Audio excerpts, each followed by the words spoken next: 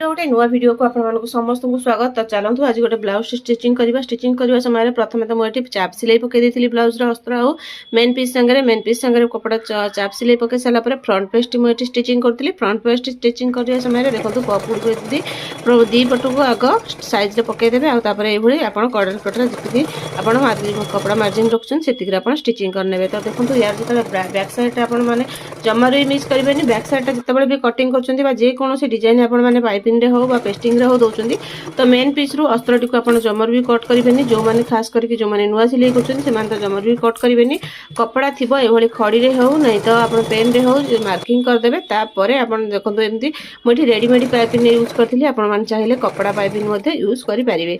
बस पाइपिंग को हल्के हल्के एमती आप पूरा दाढ़े दाढ़े बसाइए पाइपिंग आप पूरा फिनिशिंग आपर बस तो जब यू कट कर देखो ये छोट छोट कट लगेदेवे आपर सैड्रे आउ गोटे स्टिचिंग लगेदेवे। स्टिचिंग लगे सारापर ब्लाउज टी आपर फिनिशिंग हो तो देखो ये भाव पछपटे मुझे गोटे कपड़ा एमती 4 इंच गोटे कपड़ा नहीं जाइए और भाव में डिजाइन टी करी। डिजाइन टी केमती लगुच कमेंट में निहाती कहे।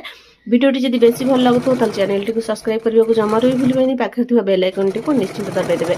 तापर देखो तो एमती स्टिचिंग करी स्टिचिंग सैड्रे देखो पिन अप करने स्टिचिंग करेंगे। रही जय जगन्नाथ।